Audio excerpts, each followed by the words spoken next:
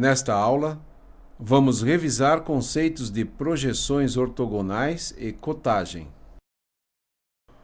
Um dos grandes desafios do desenho técnico é representar um determinado objeto que possui três dimensões básicas: comprimento, altura e largura, em um papel que possui apenas duas dimensões, comprimento e altura. Através da projeção ortogonal, conseguimos resolver a situação citada anteriormente, ou seja, a representação tridimensional de um objeto em uma folha de papel que é bidimensional. A projeção ortogonal é aquela que se faz por perpendiculares ou ortogonais, ou seja, formando ângulos retos entre si. O slide mostra que a maneira de representar uma peça em projeção ortogonal varia de acordo com a posição dos planos e do observador. Aqui, você está vendo os planos de projeção e espera-se que perceba como resolver aquela questão inicial de representação.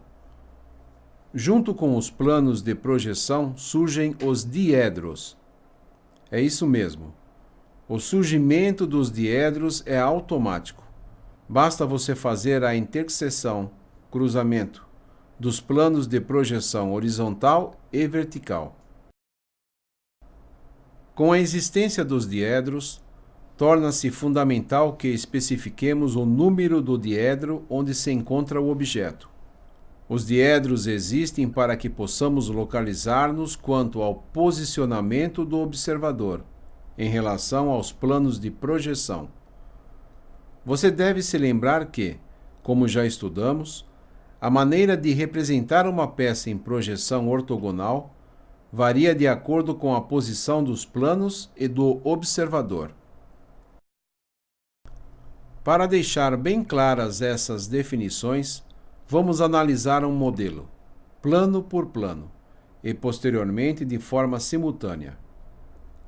Aqui você tem a vista superior, projeção ortogonal no plano horizontal, de um prisma retangular. Colocando o sólido no espaço e olhando por cima, vista superior, perpendicularmente ao plano de projeção, você estará vendo o contorno A, B, G e H. Observe que todos os pontos que formam as arestas da face superior são coincidentes com os da face inferior, dando origem à projeção de um retângulo no plano horizontal. Se mudarmos a posição do observador, agora olhando de frente para o objeto, temos a vista frontal chamada de elevação. Observe que a projeção ortogonal mostrará o contorno A, B, C e D da peça. Considere agora que o nosso prisma retangular se manteve na mesma posição e o que mudou foi a posição do observador.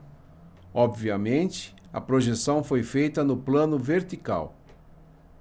Olhando pela lateral da peça, perpendicularmente ao plano de projeção, vê-se o contorno A, D, E e H.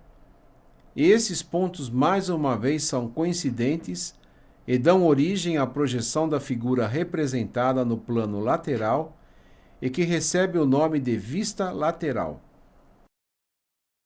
Agora, vamos ver a projeção ortogonal das três faces de um prisma quadrado e suas respectivas projeções em cada plano. Isso serve para você entender melhor o estudo da teoria da projeção.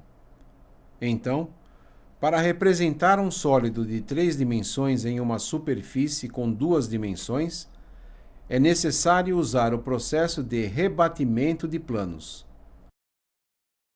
O desenho de uma peça deve apresentar uma quantidade de vistas necessárias à sua descrição conveniente.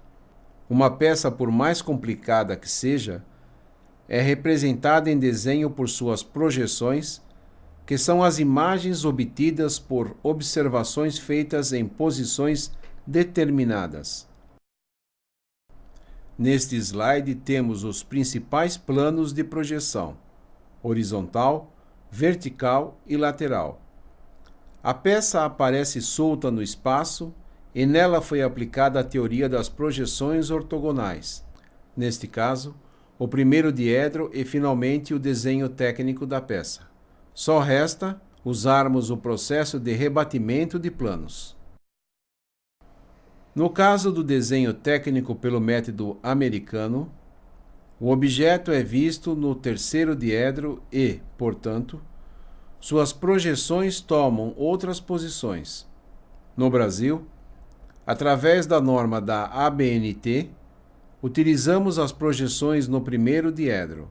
Daí, a importância de entendê-las muito bem. Perspectiva é a arte de representar o objeto tal como ele é visto, isto é, de acordo com sua posição, forma e dimensão. Linha isométrica é qualquer linha paralela a um dos eixos isométricos e o prisma é sempre a base para o traçado e o uso da isometria. Quando falamos em cotagem, devemos levar em consideração que uma cotagem incorreta ou mal feita pode causar sérios prejuízos à montagem de um projeto ou à fabricação de uma peça. Não existem regras fixas para se cotar um arranjo de tubulação. A dimensão é colocada com algarismos técnicos acima da linha de cota, quando esta é horizontal, e à esquerda, quando é vertical. Deve-se também manter uniformidade na distância entre as linhas de cota. As setas têm dimensões constantes, são flechas agudas e representadas por linhas finas para contrastar com os traços mais grossos do desenho. A maneira de cotar um desenho depende do arranjo, do bom senso e do conhecimento de cada profissional. É fundamental que se obedeçam rigorosamente os padrões na maneira de se representar cada um dos elementos integrantes da cotagem. Ao cotar o desenho, o desenhista deve colocar-se no lugar do executor da obra, a fim de conceber mentalmente a peça representada e, como consequência, não permitir que falte a indicação de qualquer dimensão. O centro do arco do círculo deslocado mantém sempre um ponto de referência com o eixo de simetria ou com a linha de centro da peça. É muito importante não repetir cotas no mesmo desenho. Nas transferências de cotas para fora da vista do desenho, empregam-se linhas de chamada ou linhas auxiliares de extensão, que significam a mesma coisa. O importante mesmo é evitar o seu cruzamento com linhas de cota. As cotas devem ser distribuídas nas condições que melhor caracterizam as partes cotadas, podendo ser colocadas dentro ou fora dos elementos que representam.